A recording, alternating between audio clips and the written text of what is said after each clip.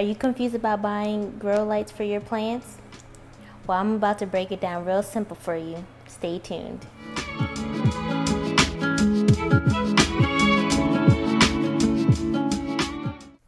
Hello beautiful plant people, my name is Ayana. Welcome to another video. If this is your first time here and you want to learn how to take care of plants as simply as possible, see what plants are in my collection as well as unbox plants with me and other planty related videos, then make sure you subscribe so you don't miss any other planty related content. Hey guys, welcome back to the channel. So as you can see by the title of the video, today we are talking about grow lights. And so I know just when you're getting into house plants and you're thinking that you might need a little bit more light to just give your plants more oomph, give you that oomph that you need in your collection to increase that growth that you're looking for. Shopping for grow lights is so confusing, especially when you're looking on the internet and you're reading different blogs and websites.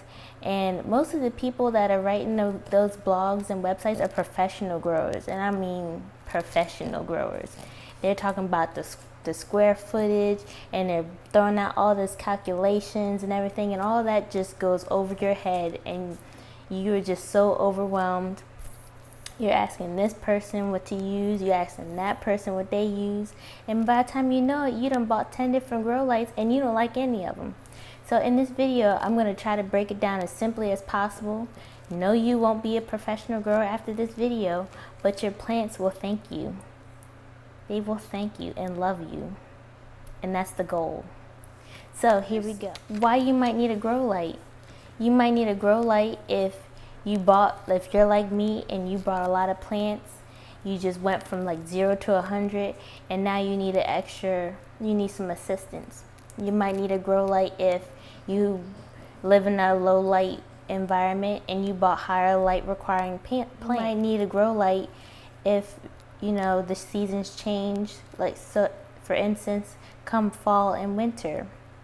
You might need additional grow light because, as you know, fall and winter you don't get as much lighting come into your house, so sometimes you have to supplement lighting with artificial lighting, or you might have to move your plants closer to the windows in order for them to survive those other seasons. You might just need that extra boost for your plants, or you might be trying to stress out your plants to get different coloring and results, such as when taking care of Hoyas. If you give them additional lighting, you get that pinky red colors that a lot of Hoyas are known for when giving extra lighting. Grow lights may you be looking for. Through the years, grow lights have just evolved, and it's just a wonderful industry of technology. People are they bought metal halide, high intensity lights, LEDs, etc. There are plenty of lights that you can go and buy, such as T9s that a lot of people use when growing seeds and succulents. The options are endless. What kind of light do I recommend and personally use in my collection?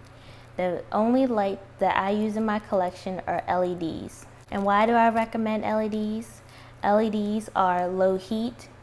So, for instance, this bulb was just plugged into one of my fixtures in the back. I had this on since 6 o'clock and it is barely warm. The mechanisms of how they structure these grow lights prevent them from becoming overheated, and so that way you can keep them on for longer periods of time. Another reason why I recommend LEDs, because they have nice wavelengths. You can get LEDs in full spectrum, you can get LEDs in, if you want the cooler range, or you can get LEDs in the warmer range, which is what I tend to go for. I like that warm glow. The reason for LEDs are they are not toxic. Other forms of light have mercury in them, and if you drop them, then it will release the powder into the air and is very toxic for you and your pet. They're simple to plug in. Most of them you can just screw into a fixture, and you can just plug them into a wall. No additional requirements necessary. And I like the fact that most of them that are coming out now can be placed on timers. So I like to keep my lights on for 12 hours, and most of them, a lot of the ones that I buy have that built-in mechanism so where I can set it for 12 hours, and that way I don't have to always turn my lights on and off. It'll be done for me.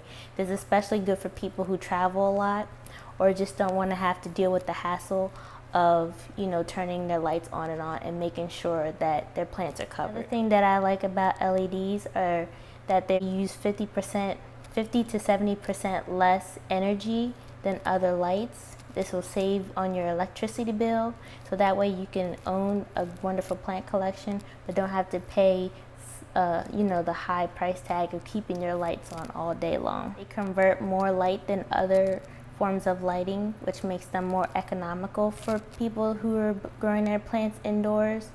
And just so that you're not the professional growers, you don't have that professional money that comes along with trying to maintain growth or even getting the maximum amount of growth in your collection.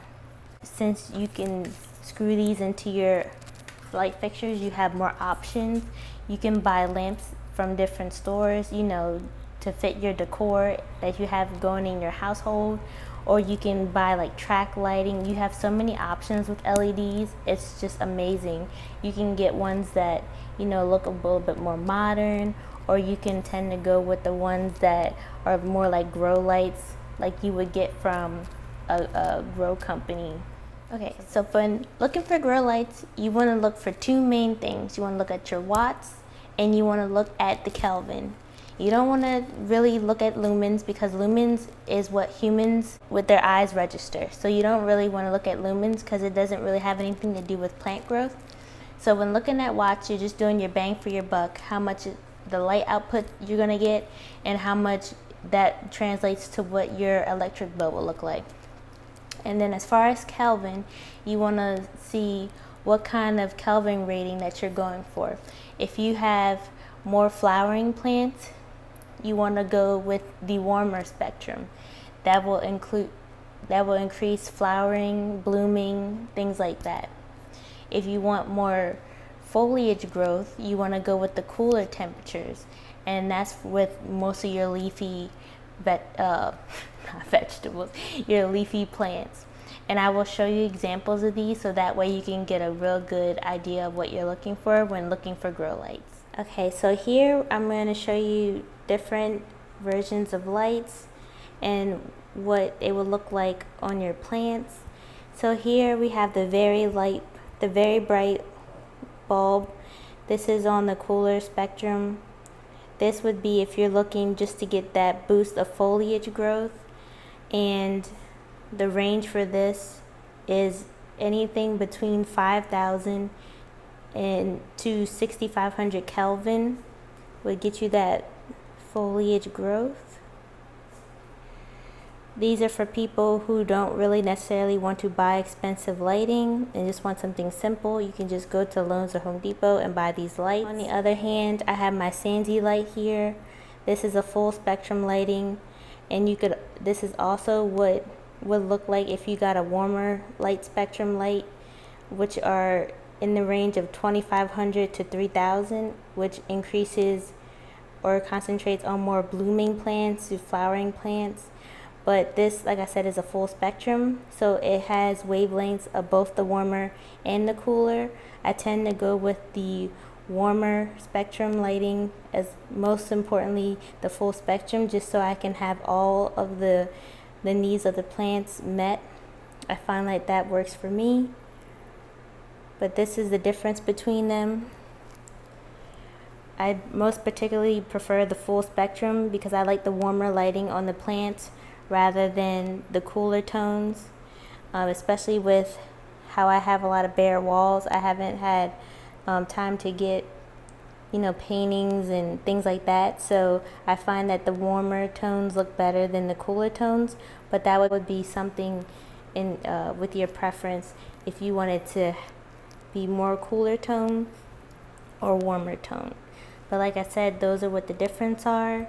If you want foliage, or if you're doing warmer or both, then you would go with full spectrum. So here I'm going to show you what my lights look without the grow lights on. As you can see, it's a lot dimmer. It still is a pretty good amount of light, but it's not the best. You can see that my plants do like the light as they are growing towards the light. as you can see with my Adansonii here. But that is the difference without having grow lights, and is why I choose to have supplemental lighting for my collection. Okay, so I just wanted to talk about my Sandy light in particular. I do have this light on for about 12 hours a day, and as you can see, I have my light about 1 to 2 feet from the plant. The plant is growing up towards the light because it is searching for more light, and hopefully we'll get bigger leaves. But I'm just letting you know that I do keep mine 1 to 2 feet away, and I get, you know, good growth doing that. I don't have any real small leaves, so I know that it's in a good place. With my Melophy Lights that I got from Amazon, I do notice that I have to keep these lights closer to the plants. I would say they're about 6 inches to 1 foot away from the light in order to get, you know, a good result on getting bigger leaves, getting nice growth. As you can see here, this plant is substantially bigger. This leaf is substantially bigger than the leaf that came before, so I know that this plant is receiving adequate light from, you know, between the natural lighting and then the grow light that is. Another note, these lights are also full spectrum, so that way they also meet the, you know, the full needs of the plant. I like to get the full spectrum, so that way I'm not missing any wavelengths that the plant might require. And that's what that looks like there. So as a wrap up to this video, you've seen the lights that I use in my collection. I've told you how far I keep them from the plants, and I've showed you what lights I use. I have a mixture of Sandy lights as well as the Vogue and the Melophy lights that I found on Amazon. These lights are kept on for 12 hours a day. Most of them are on timers, so that way I don't have to worry about turning my lights on and off. For my Sandy lights, I tend to keep them 1 to 2 feet away from my plants, and the ones on Amazon, they're about 6 inches to 1 foot from the plant. I do have to put them a little bit closer. I believe my Sandy lights are either 24 or 30 watts.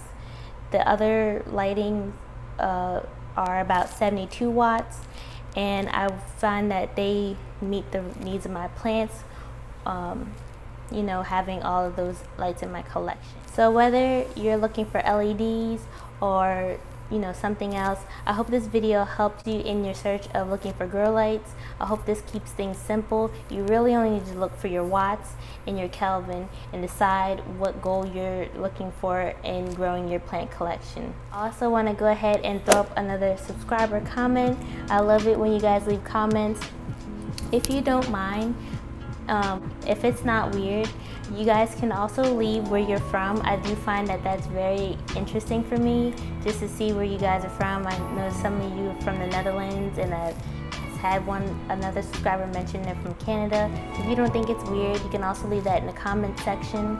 Also, leave me a comment and let me know what kind of lights you use or what kind of lights you're looking to buy after watching this video. Subscribe to my channel and like my videos, it really does help.